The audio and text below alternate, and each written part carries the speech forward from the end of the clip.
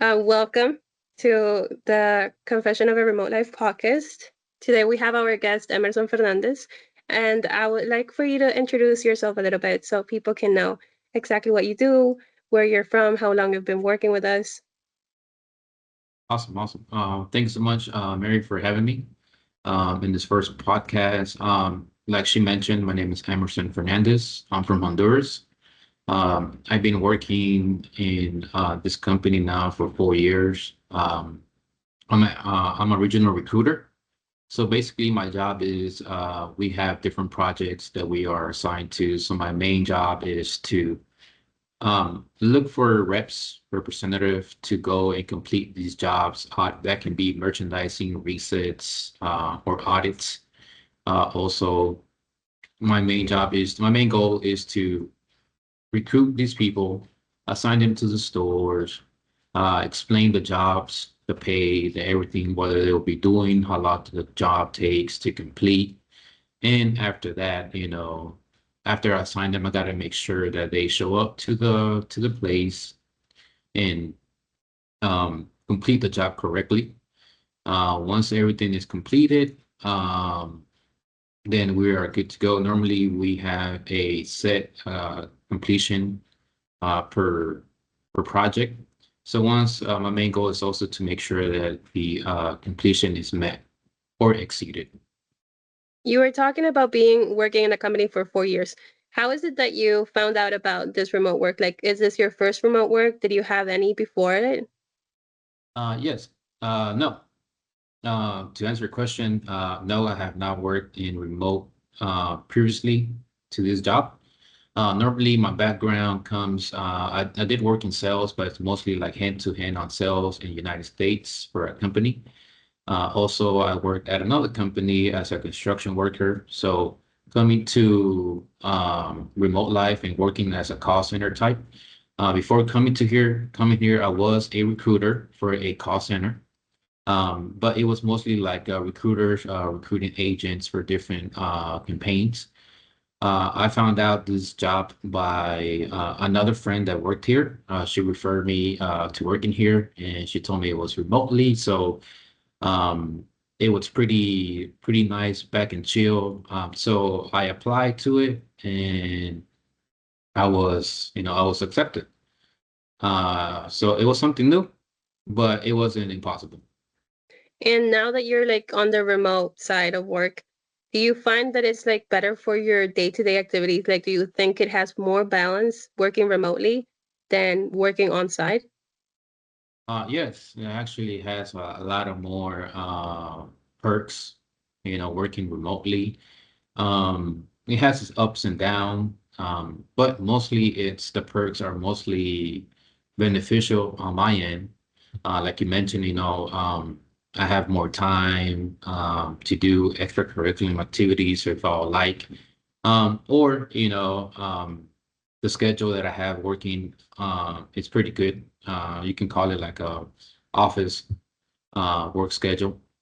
But yeah, it's been pretty nice working these 4 years as remote. And do you have like any routine you follow? Like, are you a person that every morning, like, you do a certain things or certain routines so that you're good to go for your work? Or do you just do it randomly? I know I have a routine because even though I work remotely, I treat it as a job. Well, it is a job, but the only difference is that I don't have to show up to the office. I don't have to show Hmm. up to, the call center. But I do have a routine. Wake up, like just like everybody else, wake up, brush your teeth, take a shower. After that, start making the coffee. Can't start the day without the coffee. And after that, open up my laptop, you know, um, check the projects, make sure if any reps have contacted me, throughout the night. I check that every reps are okay. I check the projects, make sure if I have a special request from my boss, then I'll go ahead and check that out. But mostly that's what I do on my daily day. Talking about the reps, I know that every day you get to know new people. Let's say like that, you get to Mhm. call new persons. Do you have specific reps that you like? care about, or reps that are like more important to you? Some people that maybe you have established like a relationship with throughout the years? Yes, yes. Actually, I have a list. I have a list of reps. Um, like I said, working here for years, a lot of people that I work with are normally the same. Some of them are gone, or some of them have moved to another state, so I cannot work with them, but it's still in the app. I remember it's funny because I remember when started working here, the person that trained me, I was surprised when she was training me and she already knew like the reps, like, oh, I'm gonna call this rep, oh, I'm gonna call this rep. And I was like, man, I want to be on that level. I want to be on that level that I can just be like, okay, this project I'm gonna give it to this rep. So now looking at it 4 years now in the future, You're in you that know, position now. I'm in that position exactly now. Literally, when I have a project, I already know. Okay, this stores are for this rep. This stores are for this rep. And normally, the zone that I work is one of the toughest zones in the market that I work with, which is the East market. Um, so building that relationship with the rep is crucial in this type of work that I do. It comes to the point that literally when I call them, they already know it's me. They say, "Hello, Emerson." Yeah. So, so yeah, to me that is like, oh wow, you already know. Yeah, they're like, yeah, I know you too, Emerson. I know you're calling me. So, building that relationship with them is pretty unique. Like I said, working here, you got to care, and I do care for these reps because it's their job. I know it's my job to get them to do their jobs, but in the end of the day, it's their job. They see this as this is what this brings food to my house. This is what pays my bills. So whenever they have any problems with payments or this is not being paid properly, they reach out to me. I actually have all the reps that I have worked in different zones that they still reach out to me to help Hmm. them out. Maybe because someone else hasn't been helping them, or they feel more they trust me a little bit more in helping them out. So yes. If you had to give an advice to, let's say, a new recruiter that just started 6 months ago, and they want to be in your position, they want to have like a list of reps, and they want to have this relationship in which they know I can trust this person for this project, and I don't have to worry that much. What would you suggest that they do? The first thing I will suggest is just be yourself. Don't be afraid to call the reps. See them as a friend. Obviously, you don't know them personally, Hmm. but don't be afraid to give them a call whenever you're recruiting. Don't be afraid to ask those open-ended questions. To qualify them to see if they are okay with the job that you are offering. But yeah, but mostly don't be afraid to speak with them because at the end of the day, it might be just like a start of a friendship. We'll call it a remote friendship. Yeah. Since we work remotely, but at the end, it just might be a start of a remote friendship with that rep. Which that's the way I started. When I worked here, no reps knew me. No reps knew who Emerson was. Hmm. Um, but working with them, showing them that you care, showing them that you are here to help them out. Not you're just not here for just a job. You're actually here to help them out with all the needs that they need. To go ahead, basically just be yourself. If you have the people Yeah. skills, be yourself. Don't be afraid to just be yourself. About something that you said, it reminds me of a customer centricity workshop that we hosted earlier this year. And basically, what we were saying is that many people think customer centricity is directly talking to a client, directly handling their business. But as you mentioned, your work and their work are basically on the same level. You help them get work, and at the same time, you're doing your work. And I feel that part of helping them out is customer centricity, making sure that even if you don't have the answer straight away, you can always get it for them, or you can always redirect them to somewhere they can get the answer. And something that I know is quite normal, I say, is having a script. But I'd say that sometimes it can get to feel a little bit robotic. So what you were mentioning about talking to them, like being yourself, I think it's really important that everybody, you have a script and it's okay. You have certain things you know you have to say, but you can always switch it up a little bit, I'd say, or get to be more of yourself and not sound like I'm talking to a robot or AI talking to me about a job. Exactly. Yeah. Exactly. One of the things that I do, depending on the reps, you know, I'm pretty sure that everybody likes sports.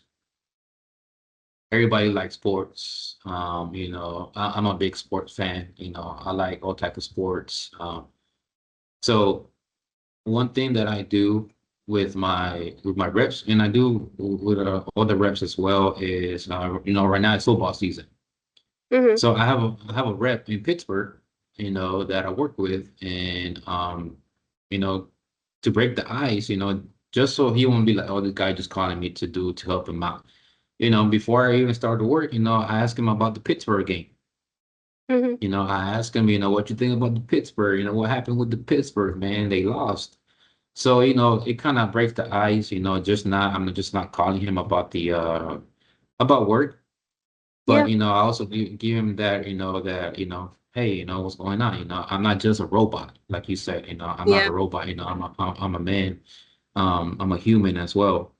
So, those personalities, I have another rep that works for me that's from New York. And when I ever speak with her, she already knows who I'll call. And the other time she went on a cruise. So my first thing was, hey, how was your cruise? How was Yeah. it? Where did you go? How was it? You had fun, and blah blah blah. So, that's another way that, like I say, it's not a script. There is a part, where where we have to mention who we are and what we're calling from. But other than that, we don't have a script. It's Yeah. basically your own creativity. I was gonna ask you, since your job relies on cold calling and assigning these reps, is there ever a time where like you feel maybe frustrated or you're just tired, you don't want to have to be calling? How do you deal with that? Being at home, I feel that some people they're like, I can have my bed, I can just lay down for a bit. Like, how do you manage to continue being productive even when you don't feel like it? Okay. The good thing about being remote is that, if you need a break, we don't have a time, like I said, office jobs, that you have a set schedule. From 9 to 9:15 is your first break, from 12 to 12:30 is your lunch, and you have your second break. We don't. So whenever I know it's a busy season and I'm just giving, as soon as I come in, I start work and it's just call, call, call, or rep here, rep there, and I feel a little overwhelmed. So whenever it comes to that point, I just communicated with my supervisor throughout the chat, be right back. So I'll take probably like 10, 15 minutes, you know, to go outside, Yeah. stretch, go grab me another cup of coffee, probably, just, disconnect a little bit to get my thoughts, already, get myself focused again, because I don't want to transmit that frustrations to the rep whenever I call them. Mm-hmm. I don't want them to be like, well, this guy was mad. I was like, I don't want to feel that. I don't want them to feel that, I want, every time I call, I want them to feel comfortable. I Yeah. want them to feel trusted, that they know that if they go and do the job and do it correctly, that I'm going to look out for them. So yeah, my thing would just be, take your 15-minute break, take your 10-minute break, disconnect from work a little bit, get your thoughts together, maybe the last call, a rep, was a little frustrated and, probably transmitted that frustration to you, but it Yeah. doesn't mean that you have to keep going on the rest of the day with that frustration. I agree. And I think that one of the most essential skills for a remote job is communication. As you were mentioning, you can just tell your manager, like, I'll be back, or I just need 5-minute breaks. I had a rough call, let's say, like that.